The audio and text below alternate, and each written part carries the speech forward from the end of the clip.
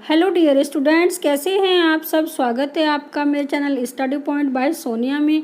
बच्चों, इस वीडियो में हम समझेंगे क्लास 8 साइंस बुक के चैप्टर 2 के क्वेश्चन आंसर। बच्चों, यदि आपको मेरी वीडियो पसंद आए तो आप चैनल सब्सक्राइब कर लें और बेल आइकन भी प्रेस कर दें, जिससे आपको न्यू वीडियोज़ की नोटिफिकेशन मिलती रहे। तो चलिए स्टार्ट करते हैं चैप्टर 2 सूक्ष्म जीव, मित्र एवं शत्रु के क्वेश्चन आंसर। क्वेश्चन नंबर 1 रिक्त स्थान का क्वेश्चन है। क्या पॉइंट है, सूक्ष्म जीवों को डैश की सहायता से देखा जा सकता है। तो सूक्ष्म जीवों को हम किसके सहायता देख सकते हैं, सूक्ष्मदर्शी की सहायता से। तो यहाँ पे आप लिख देंगे सूक्ष्मदर्शी।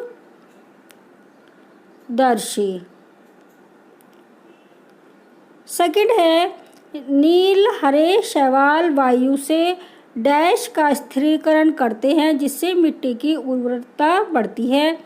यानी जो नीले हरे शैवाल होते हैं वो हवा से लेते हैं क्या, नाइट्रोजन गैस लेकर वो उसका स्थिरीकरण करते हैं और उसको नाइट्रेट्स में चेंज करते हैं, नाइट्रेट्स में परिवर्तित करते हैं। थर्ड है, अल्कोहल का उत्पादन डैश नामक सूक्ष्म जीव की सहायता से किया जाता है। तो डैश में आएगा, फिलप में आएगा यीस्ट। तो ये यीस्ट की सहायता से इसका अल्कोहल का उत्पादन किया जाता है। नेक्स्ट है, हैजा के द्वारा होता है। जो हैजा बीमारी है जिसमें आपको वोमिटिंग हो जाती है बार बार और शरीर में पानी की कमी भी हो जाती है इससे, तो ये होता है हैजा। हमारी जो घर में मक्खियाँ होती हैं, घरेलू मक्खी उसको बोलते हैं, उसके द्वारा हैजा की बीमारी होती है। उनसे हमें इन्फेक्शन हो जाता है और हैजा की बीमारी हो जाती है। देखिए नीचे ये आंसर दिए गए हैं, आप इन्हें एक बार मैच कर लीजिए। क्वेश्चन नंबर 2 है, सही शब्द के आगे राइट का निशान लगाइए। ये हमें स्टेटमेंट दिए गए हैं और इसमें जो भी आंसर है उसमें हमें आंसर लिख देंगे या राइट का निशान लगा देंगे। फर्स्ट है, ईस्ट का उपयोग निम्न के उत्पादन में किया जाता है। तो चीनी, अल्कोहल, हाइड्रोक्लोरिक अम्ल और ऑक्सीजन। तो ईस्ट का उपयोग जो है अल्कोहल के उत्पादन में किया जाता है। ईस्ट का उपयोग बेटा छोले भटूरे बनाने में, यानी भटूरे जो होते हैं उनको फुलाने में, इडली बनाने में, ब्रेड बनाने में, इन सब चीज़ों में ईस्ट का उपयोग किया जाता है। ईस्ट एक सूक्ष्म जीव है। ख पॉइंट है, निम्न में से कौन सा प्रतिजैविक है। तो प्रतिजैविक होता है जो दवाइयाँ होती हैं और वो हमें फीवर हो जाता है, तबीयत ख़राब हो जाती है तो हम दवाई लेते हैं और वो जो दवाई है हमारे शरीर में रोगों से लड़ने में हेल्प करती है। तो वो दवाई है स्ट्रेप्टोमाइसिन। ग पॉइंट है, मलेरिया परजीवी का वाहक है। यानी जो मलेरिया फैलाने वाला जीव है वो कहलाता है मलेरिया परजीवी, उसका वाहक है। तो आंसर है इसका मादा एनाफ्लीज, मच्छर। मादा एनाफ्लीज जो मच्छर होती है वो मलेरिया परजीवी का वाहक होती है। यानी मलेरिया परजीवी जो है मादा एनाफ्लीज मच्छर के द्वारा ही फैलता है।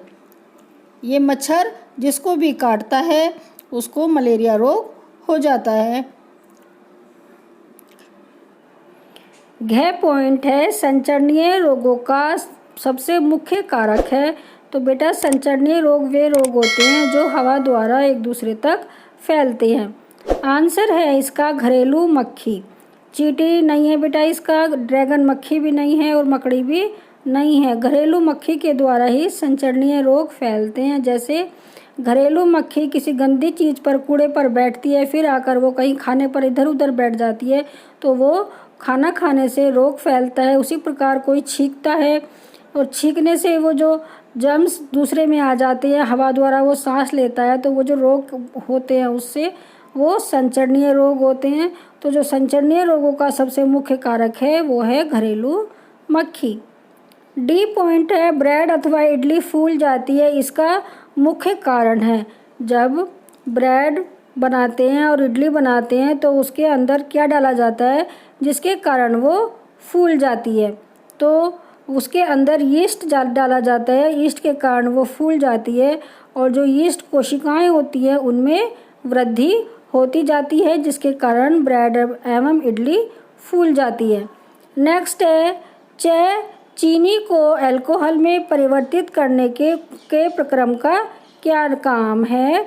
जब चीनी को अल्कोहल में चेंज किया जाता है तो उस प्रोसेस को, उस प्रक्रम को क्या कहते हैं? उस प्रक्रम को कहते हैं किण्वन। क्या कहते हैं? किण्वन। किण्वन के द्वारा ही चीनी को अल्कोहल में चेंज किया जाता है। क्वेश्चन नंबर 3 है मैचिंग का। हमें कॉलम 1 में कुछ शब्द दिए गए हैं और कॉलम बी में भी, तो इन्हें हमें आपस में मैच करना है। लेकिन बेटा ये आंसर दिया गया है, हम इन्हें एक बार देख लेते हैं। जीवाणु। जीवाणु जो है हैजा का कारक है। राइजोबियम। राइजोबियम नाइट्रोजन स्थिरीकरण में सहायता करते हैं। राइजोबियम एक जीवाणु है जो मटर के पौधों की जड़ों में रहते हैं और ये नाइट्रोजन गैस का स्थिरीकरण करते हैं। लैक्टोबैसिलस। लैक्टोबैसिलस जो जीवाणु है वो दही के जमने में सहायता करता है। ईस्ट ब्रेड की बेकिंग में, हम भटूरे बनाते हैं उसकी मैदा जो फूलती है उसके लिए, इडली बनाते हैं उसमें, डोसा बनाते हैं तो वो जो उसका बैटर होता है वो फूल जाता है, उसमें यीस्ट डाला जाता है, यानी यीस्ट हेल्प करता है ब्रेड की बेकिंग में। एक प्रोटोजोआ वो मलेरिया का कारक है। एक विषाणु जो एड्स का कारक है, यानी एड्स जो बीमारी है वो विषाणु के द्वारा होती है। नेक्स्ट क्वेश्चन है क्वेश्चन नंबर 4। क्या सूक्ष्मजीव बिना यंत्र की सहायता से देखे जा सकते हैं? यदि नहीं तो वे कैसे देखे जा सकते हैं? सूक्ष्मजीव बेटा बहुत छोटे जीव होते हैं जिन्हें आँखों से नहीं देख सकते। तो सूक्ष्मजीव जो हैं बिना यंत्र की सहायता से देखे नहीं जा सकते, यानी इन्हें हम आँखों से, अपनी ऐसे ही आँखों से नहीं देख सकते। इसके लिए हमें क्या चाहिए? सूक्ष्मदर्शी। इनको देखने के लिए सूक्ष्मदर्शी का उपयोग किया जाता है। क्वेश्चन नंबर 5 है सूक्ष्मजीवों के मुख्य वर्ग कौन कौन से होते हैं? सूक्ष्मजीव को कई वर्गों में बांटा गया है। नंबर 1 बैक्टीरिया, कवक या फंजाई, शैवाल और प्रोटोजोआ। इन्हें 4 वर्गों में बांटा गया है। तो नाम है इनके बैक्टीरिया, कवक, शैवाल और प्रोटोजोआ, इनके नाम हैं। 6 क्वेश्चन है वायुमंडलीय नाइट्रोजन का मिट्टी में स्थिरीकरण करने वाले सूक्ष्मजीवों के नाम लिखे। बेटा अभी हमने क्वेश्चन में बताया कि क्या क्या नाम हैं उनके। तो वायुमंडलीय नाइट्रोजन का मिट्टी में स्थिरीकरण करने वाले सूक्ष्मजीवों के नाम हैं राइजोबियम और नीले हरे शैवाल। ये दोनों जो हैं नाइट्रोजन का स्थिरीकरण करते हैं। देखते हैं क्वेश्चन नंबर 7। हमारे जीवन में उपयोगी सूक्ष्मजीवों के बारे में 10 पंक्तियाँ लिखिए। तो बेटा जो सूक्ष्मजीव हमारा चैप्टर का टॉपिक है कि सूक्ष्मजीव शत्रु हैं या मित्र, तो सूक्ष्मजीव दोनों ही हैं हमारे लिए, कि मित्र भी हैं हमारे और शत्रु भी हैं, लाभकारी भी हैं और हानिकारक भी हैं। तो हमें इसमें उपयोगी सूक्ष्मजीव के ऊपर 10 पंक्तियाँ लिखनी हैं। तो फर्स्ट पॉइंट है जो लैक्टोबैसिलस सूक्ष्मजीव है वो दूध से दही बनाने में उपयोगी होता है। तो ये तो हमारे लिए उपयोगी है, हमें दही चाहिए होती है तो वो हमारे लैक्टोबैसिलस जो सूक्ष्मजीव है वो तैयार कर देता है। ईस्ट एक कवक प्रजाति का सूक्ष्मजीव है जिसका उपयोग ब्रेड एवं केक बनाने में किया जाता है।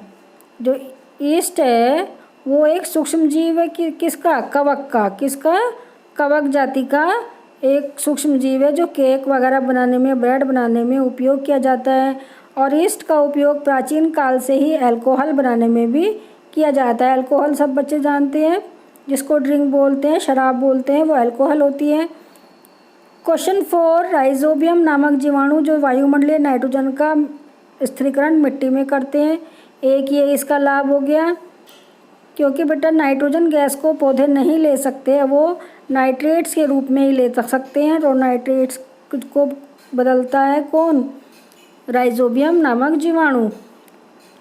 नेक्स्ट है कार्बनिक अपशिष्ट जैसे सब्जियों के छिलके, मृत जंतुओं के अवशेष, विष्ठा आदि का अपघटन जो है जीवाणुओं के द्वारा ही होता है।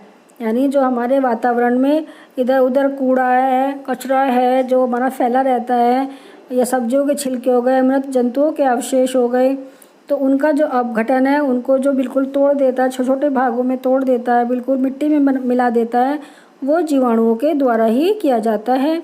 नेक्स्ट पॉइंट है, जीवाणुओं का उपयोग औषधि उत्पादन एवं कृषि में मृदा की उर्वरता में वृद्धि करने में भी किया जाता है, जिससे नाइट्रोजन स्थिरीकरण होता है। यानी जीवाणुओं का उपयोग किस में होता है? औषधि बनाने में भी, दवाई बनाने में भी किया जाता है, और मिट्टी की उर्वरता बढ़ाने में भी किया जाता है जीवाणुओं का उपयोग।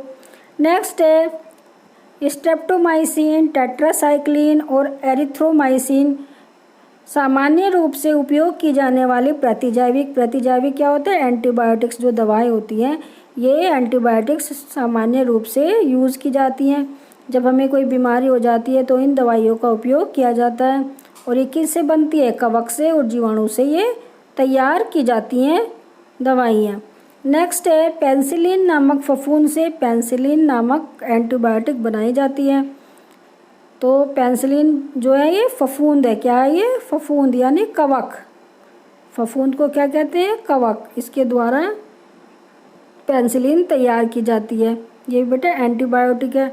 नेक्स्ट है पशु आहार एवं वफुट आहार में भी प्रतिजैविक मिलाए जाते हैं जिसका उपयोग पशुओं में सूक्ष्म जीवों का संचरण रोकना होता है।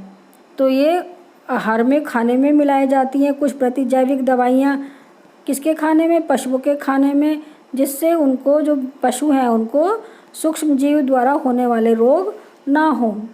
नेक्स्ट है प्रतिजैविक का उपयोग कुछ पौधों के रोग नियंत्रण में भी किया जाता है। ये बेटा आका डंडा नहीं आएगा, एक ही डंडा आएगा। नियंत्रण के लिए भी किया जाता है। वैक्सीन के माध्यम से कुछ सूक्ष्म जीवों को शरीर में प्रतिरक्षा तंत्र को मजबूत बनाने में किया जाता है।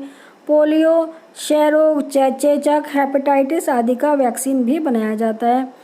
तो सूक्ष्म जीवों के द्वारा कई प्रकार के जो रोग हैं, पोलियो, क्षय, चेचक, क्षय रोग होता है, टीबी, इनके जो है टीका बनाने का, इनके वैक्सीन बनाने का काम किया जाता है, जिससे हमें ये रोग दोबारा ना हो। वैक्सीन होती है बेटा जिससे दोबारा ये रोग ना हो। हमारे शरीर में उस रोग द्वारा लड़ने की जो शक्ति है उसको बढ़ा देती है वैक्सीन। और कुछ पौधे जो बीमारी हो जाती हैं कुछ पौधों में, तो उनके लिए भी इन सूक्ष्म जीवों से प्रतिजैविक यानी एंटीबायोटिक दवाई तैयार की जाती हैं, जिससे पौधे सुरक्षित रहें, उन्हें बीमारी ना हो किसी भी प्रकार की, उनके फल पत्ते खराब ना हो। नेक्स्ट है सूक्ष्म जीवों द्वारा हानि पूछिए बेटा। अभी अब हमसे लाभ पूछे थे, अब हानि पूछिए कि सूक्ष्म जीवों से किस किस प्रकार की हानि होती है, कैसे वे हमारे लिए नुकसानदेह हैं। तो प्रथम है, पहला है बेटा, कुछ सूक्ष्म जीव मनुष्य, जंतु एवं पौधों में रोग उत्पन्न करते हैं। तो ये मनुष्य में भी रोग करते हैं, जंतुओं में भी और पौधों में भी। फर्स्ट पॉइंट ये हो गया बेटा इसका। सेकंड है कुछ सूक्ष्म जीव भोजन, कपड़े एवं चमड़े की वस्तुओं को संदूषित यानी खराब कर देते हैं। आपने देखा होगा कि भोजन सुबह से रखा रहता है, खाना हमारा, और शाम के टाइम आकर हमने ताज़ा सुबह बनाया और शाम को आकर वो ख़राब हो जाता है। तो वो किसके कारण होता है? वो सूक्ष्म जीव के कारण ख़राब होता है।